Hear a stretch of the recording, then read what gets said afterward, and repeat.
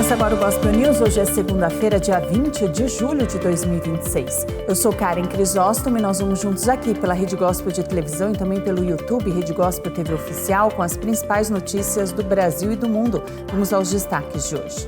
Olá, você vai ver no Gospel News desta segunda-feira. Partidos políticos iniciam semana com convenções partidárias para decidirem os nomes que vão disputar cargos nas eleições.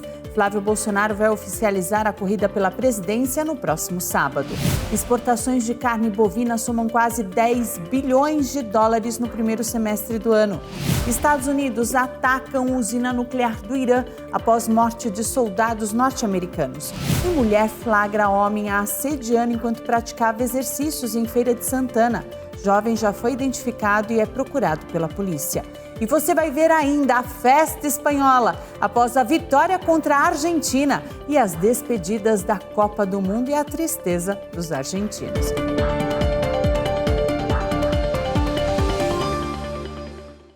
Boa noite. A partir desta segunda-feira, os partidos políticos estão liberados a organizar convenções partidárias para escolher os candidatos que vão disputar cargos nas eleições deste ano.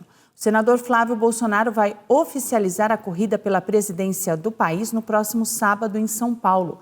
O presidente da Argentina, Javier Milei, deve participar do encontro. A semana será marcada pelas convenções partidárias para a escolha dos candidatos dos partidos. As legendas têm até o dia 5 de agosto para oficializar os indicados às vagas. Os principais nomes da política brasileira já estão com eventos marcados. É o caso do senador Flávio Bolsonaro, filho do ex-presidente, que vai oficializar a candidatura ao Palácio do Planalto no próximo sábado em São Paulo. Já o presidente Lula vai oficializar a corrida pelo 4º mandato no dia 2 de agosto. Um grande evento com os sindicatos está marcado para acontecer em São Bernardo do Campo, na Grande São Paulo. O petista também vai participar do lançamento da candidatura de Fernando Haddad ao governo de São Paulo. Segundo informações, esse evento deve acontecer em Campinas, no interior do estado. O adversário dele é o atual governador do estado, Tarcísio de Freitas. O lançamento oficial da campanha de reeleição está marcado para o dia 1º de agosto. Segundo o TSE, a propaganda eleitoral se inicia no dia 16 de agosto, mas as inserções em TVs e rádios começam somente 12 dias depois e vão até o dia 1º de outubro.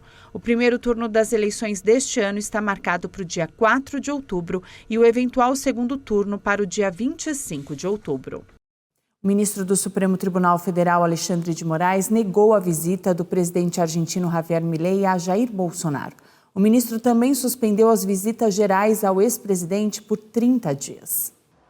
O Supremo Tribunal Federal negou a autorização para uma visita do presidente argentino Javier Milei ao ex-presidente Jair Bolsonaro na residência onde cumpre prisão domiciliar em Brasília, segundo a decisão obtida pela AFP. Os advogados de Bolsonaro tinham solicitado autorização para que Milei o visitasse com uma comitiva integrada pelo chanceler argentino Pablo Quirno, a secretária-geral da presidência Karina Milei e um intérprete.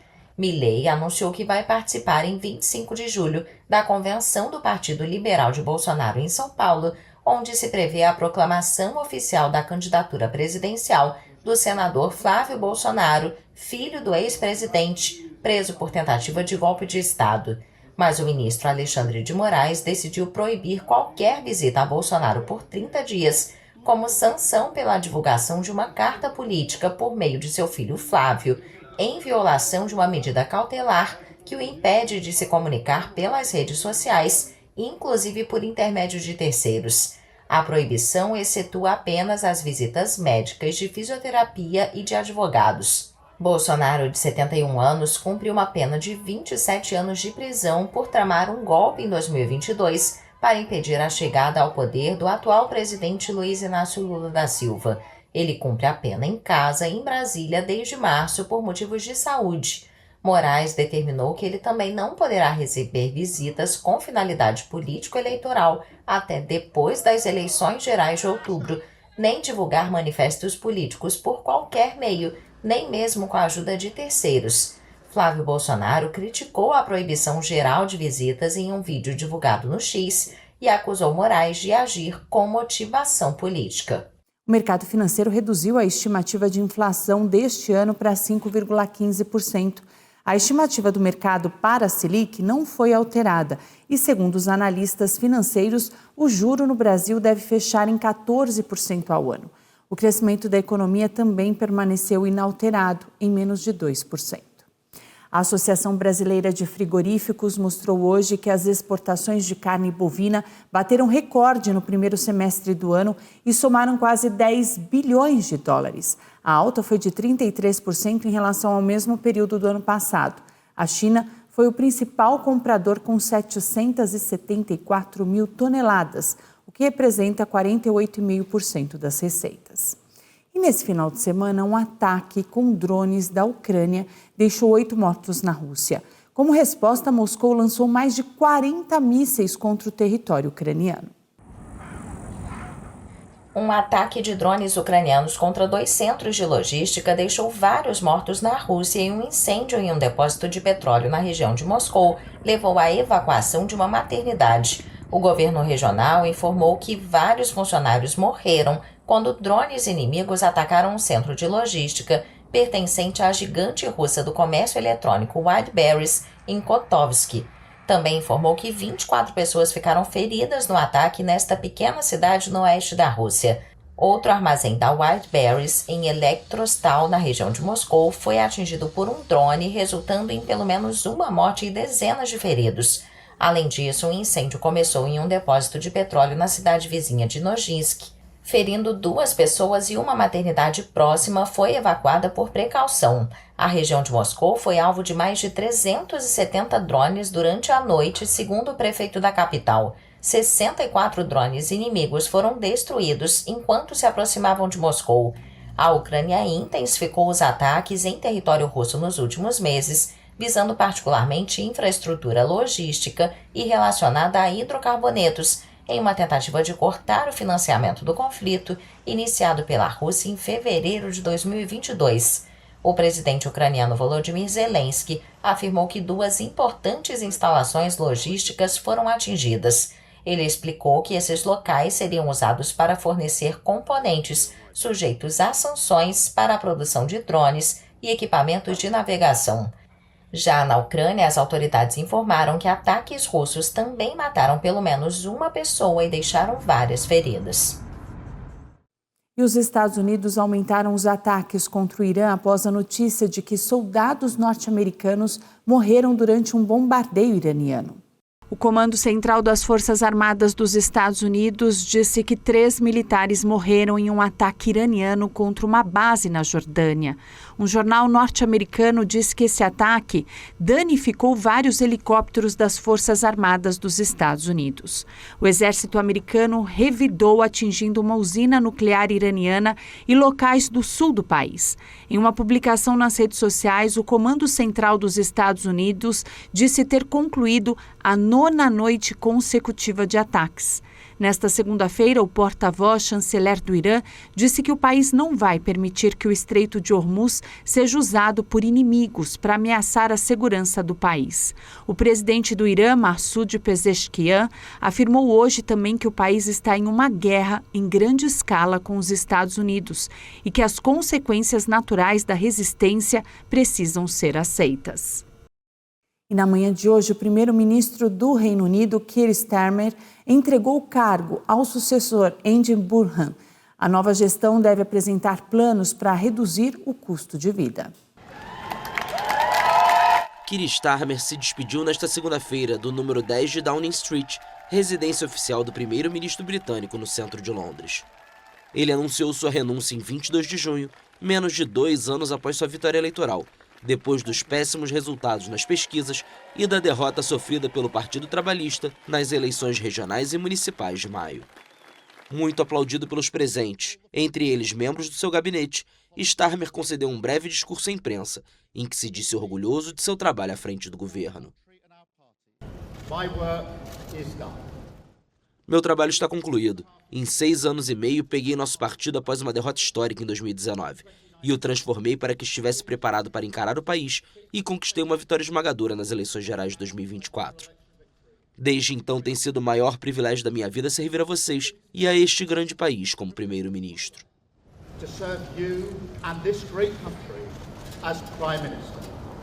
Na sequência, Starmer se dirigiu ao Palácio de Buckingham, onde se encontrou com o rei Charles III, a quem entregou oficialmente sua renúncia. Andy Burnham, novo líder do Partido Trabalhista, também esteve na residência oficial do monarca britânico, que o encarregou de formar o novo governo. Já diante do icônico número 10 de Downing Street, o antes chamado Rei do Norte, uma referência ao seu passado como prefeito da Grande Manchester, de 2017 até o último mês, Burnham anunciou um plano de 10 anos para reconstruir o Reino Unido. Later this year, I will bring forward a new... Ainda este ano apresentarei um novo plano para o Reino Unido, um plano de 10 anos, traçando um caminho do ponto em que estamos até agora, até onde acredito que todos queremos que o Reino Unido esteja, de onde quer que venhamos, qualquer que seja o partido que apoiemos. Whatever party we support. O plano incluirá, entre outras medidas, uma reforma do sistema educacional, a reindustrialização, a construção de moradias populares e o compromisso de erradicar o fenômeno das pessoas em situação de rua no país. O novo primeiro-ministro também prometeu agir para oferecer algum alívio às pessoas e ajudá-las a enfrentar o custo de vida, e garantiu o apoio de 100% ao presidente ucraniano Volodymyr Zelensky em seu conflito com a Rússia, assim como seu antecessor.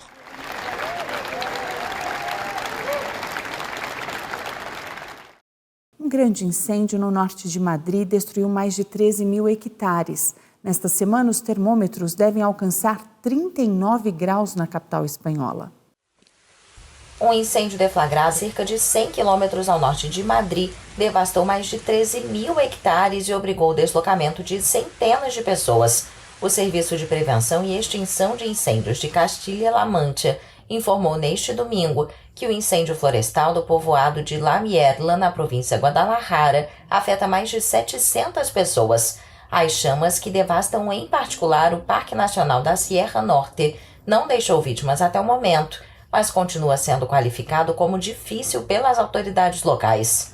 Cerca de 350 bombeiros e efetivos da Unidade Militar de Emergência estão mobilizados na área, com o apoio de 25 aeronaves, para tentar controlar as chamas. O fogo começou em uma área florestal e montanhosa que abriga espécies ameaçadas de águias, lobos e borboletas.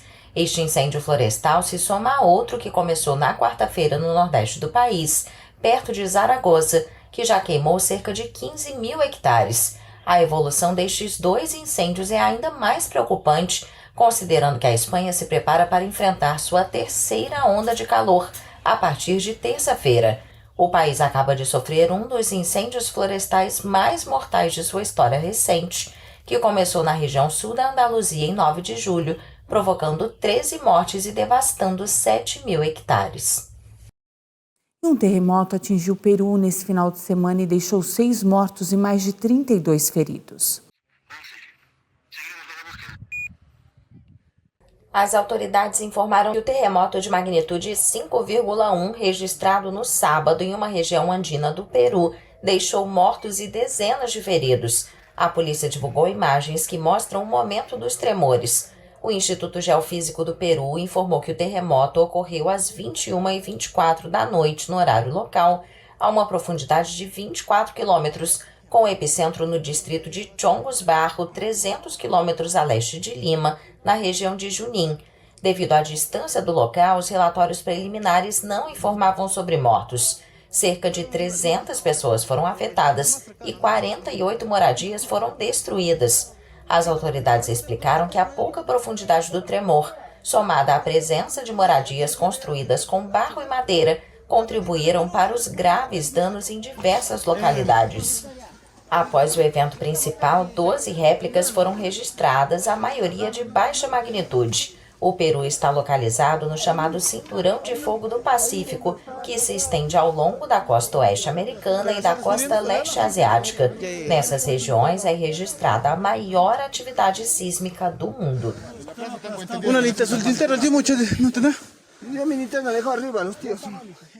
A Índia lançou ao espaço o primeiro foguete privado do país. O primeiro-ministro do país, Narendra Modi, quer levar um indiano à Lua até o ano de 2040. O primeiro foguete de fabricação privada na história da conquista espacial indiana foi lançado com sucesso a partir de um centro espacial no sul do país. As informações são da fabricante Skyroot. Vikram 1, India's first. India has become the third country where a private. Com esse sucesso, a Índia se tornou o terceiro país a possuir a capacidade de lançamento orbital privado. Trata-se de um dos raríssimos momentos em que um foguete orbital desenvolvido pelo setor privado obteve êxito logo na primeira tentativa. É um momento de grande orgulho, não apenas para a Skyroot, mas para toda a Índia. Great pride, not just for Skyroot and all of India. Com 23 metros de altura, o lançador Vikram 1 decolou por volta do meio-dia no horário local e em pouco mais de 15 minutos atingiu sua órbita operacional a 450 quilômetros sem contratempos. O novo foguete foi projetado para enviar satélites de 350 quilos à órbita baixa.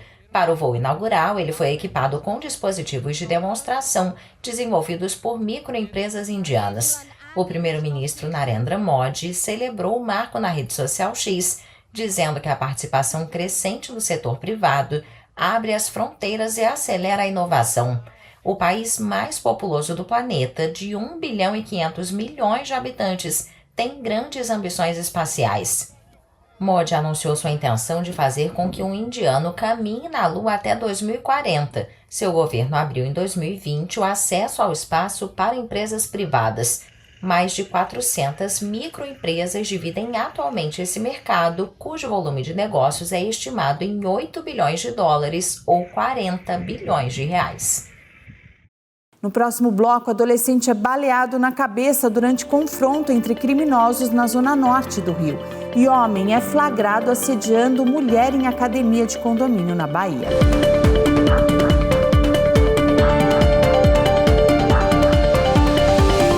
Quatro pessoas morreram durante confrontos entre criminosos na zona norte do Rio. Uma das vítimas tinha 16 anos e foi atingida na cabeça. Traficantes do 3º Comando Puro, vindos do complexo da Serrinha, invadiram a comunidade dominada pelo Comando Vermelho e promoveram um ataque. Mike Bryan, de 16 anos, foi atingido por disparos na cabeça e no tórax e morreu no local. Outros 3 corpos foram encontrados próximo ao local onde o adolescente foi achado. De acordo com o Corpo de Bombeiros, as vítimas eram homens com idades entre 35 e 50 anos. Mike era lutador profissional de kickboxing e a equipe dele publicou uma mensagem de pesar. A nota afirma que o jovem não tinha nenhum envolvimento com a criminalidade. A Justiça de São Paulo decretou a prisão preventiva do advogado Jefferson Nascimento, que atropelou 2 vezes um motociclista em Itapecerica, na zona sul de São Paulo. A polícia fez buscas na casa do advogado na manhã desta segunda-feira e não encontrou no local. Segundo o delegado do caso, Jefferson Nascimento é considerado foragido das autoridades. A vítima passou por atendimento médico e já recebeu alta. O caso é investigado como tentativa de homicídio. E uma mulher flagrou um homem a assediando enquanto ela treinava em uma academia em Feira de Santana, na Bahia. O homem foi identificado como Pedro Henrique, de 24 anos. As imagens mostram a mulher em uma esteira em uma academia de um condomínio residencial em Feira de Santana. Ela estava caminhando na esteira quando um homem se aproxima e começa a assediá-la. Pedro Henrique para atrás da vítima e continua praticando o ato. Em seguida, ele nota que está sendo gravado e sai do local. Segundo informações, Pedro Henrique também é morador do mesmo condomínio e é procurado pelos investigadores. Em nota, a Polícia Civil informou que a vítima já foi ouvida e recebeu atendimento especializado. A seguir, a festa espanhola após a vitória contra a Argentina e os recordes da Copa do Mundo. Mais de 6 bilhões de pessoas assistiram ao torneio.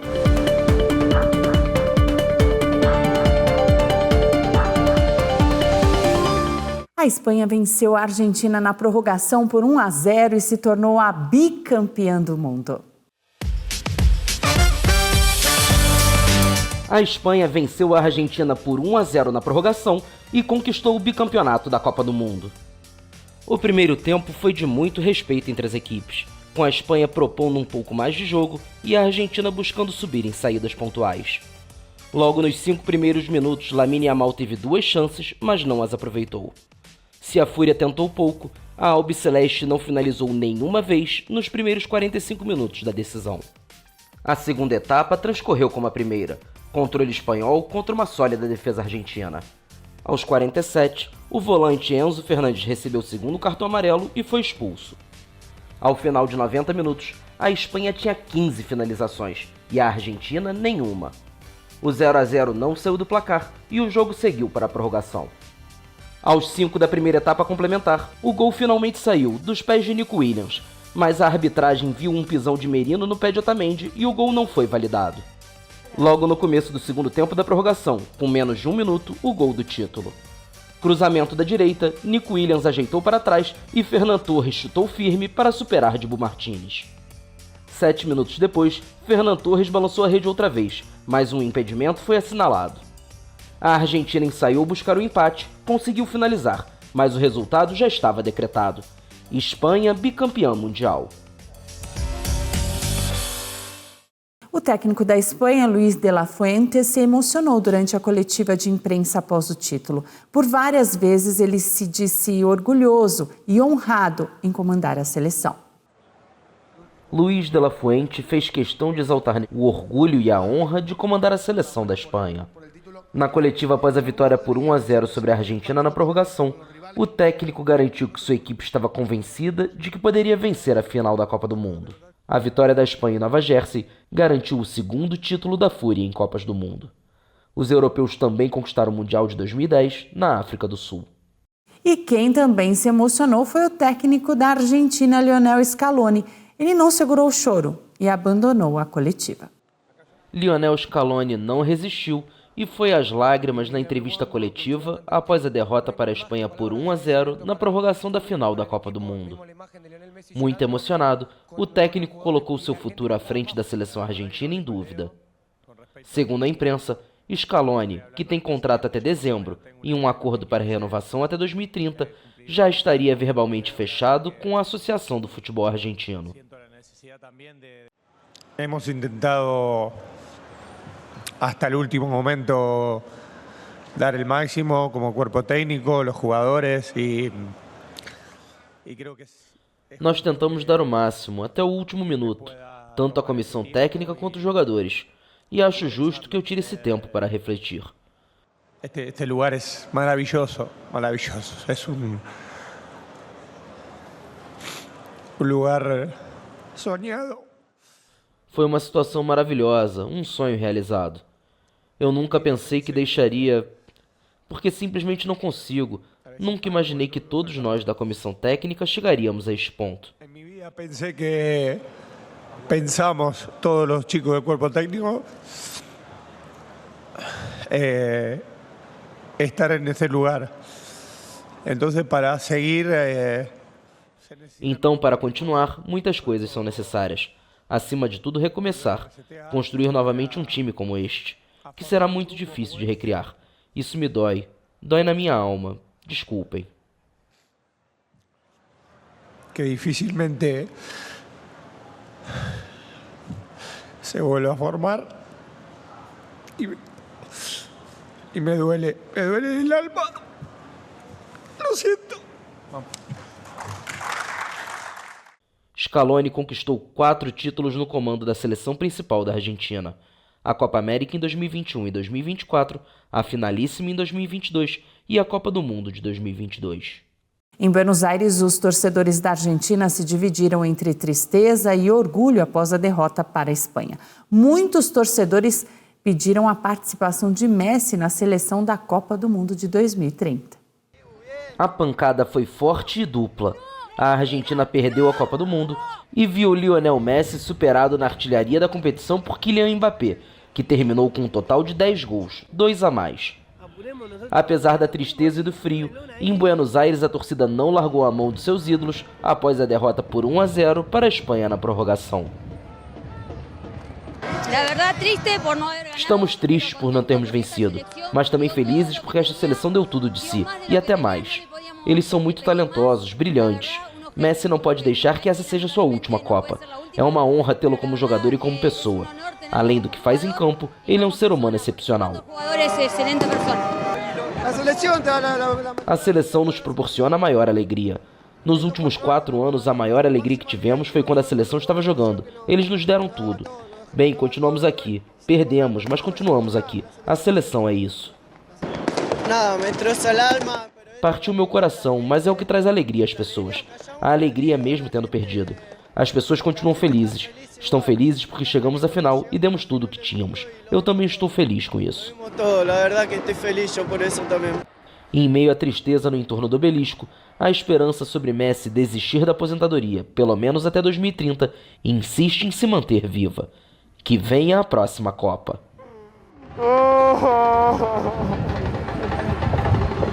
Sí, es triste, pero bueno, me hubiera gustado que se dé y me hubiera gustado que sea una última alegría, pero bueno, no se dio. Igualmente estoy muy contenta de que haya jugado y yo poderlo ver por última vez al menos en un mundial. E o presidente da FIFA, Gianni Infantino, comentou os recordes alcançados na Copa do Mundo deste ano. E segundo ele, mais de 7 bilhões de pessoas assistiram o torneio. Ainda no gramado do estádio MetLife, após a Espanha levantar o troféu de campeã da Copa do Mundo, o presidente da FIFA, Gianni Infantino, fez um balanço do torneio.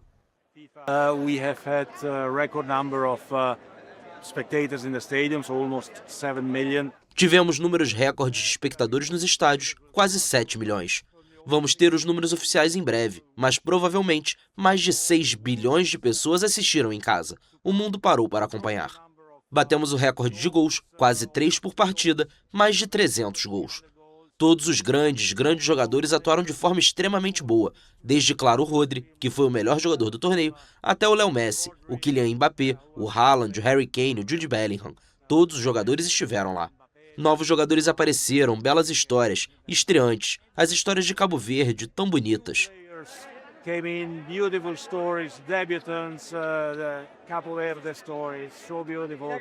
Questionado sobre a Copa de 2030, Infantino foi cauteloso.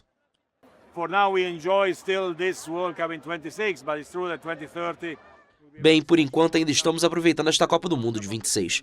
Mas é verdade que 2030 será uma Copa do Mundo muito especial. A Copa do Mundo do Centenário. A celebração de 100 anos da Copa do Mundo. Vai ser fantástica. Vamos ver se ainda será com 48 seleções, o que foi um grande sucesso. Ou talvez com 64 seleções. Teremos de discutir isso, analisar. Vamos ver se teremos pausas para hidratação ou não até lá. Teremos de analisar e discutir. Vamos ver se a regra do impedimento vai mudar ou não e dar mais vantagem aos atacantes, embora tenhamos tido um número recorde de gols nesta Copa do Mundo. Vamos ver como será a Copa do Mundo de 2030, na Espanha, em Portugal e no Marrocos, com partidas comemorativas no Uruguai, na Argentina e no Paraguai.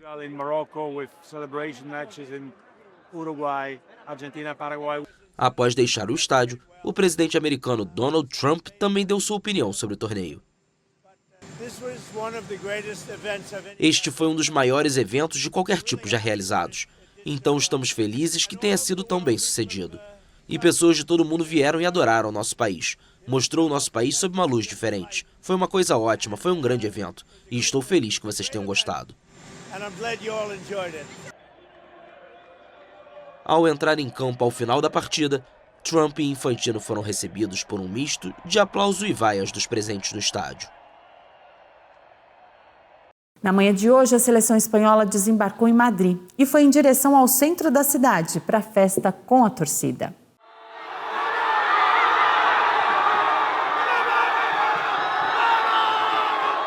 Foi sofrido, foi rorro, foi na fúria e no final o grito foi um só.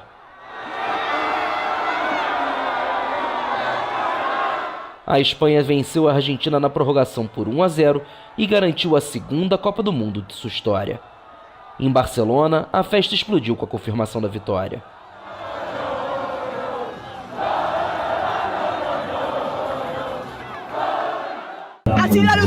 Foi incrível, eles aguentaram firme como campeões. Nos fizeram sofrer, sofremos. Mas a Argentina sofreu ainda mais e estavam com um jogador a menos. Eu tinha dito que Fernando marcaria aos 85 minutos. Sofremos um pouco mais, mas o gol decisivo da partida finalmente saiu. Estou muito feliz. Em 2010, na África do Sul, o título também veio por 1-0 na prorrogação, só que contra a Holanda. A Espanha se tornou a primeira seleção a conseguir o bicampeonato neste século. E o Gospel News desta segunda-feira fica por aqui. A todos vocês uma ótima noite. Amanhã, a partir das 7h30, estamos de volta com as principais notícias do Brasil e do mundo. E até lá, você fica muito bem informado no YouTube Rede Gospel TV Oficial e também no Spotify Gospel News em 3 minutos. Uma boa noite a todos vocês e até amanhã.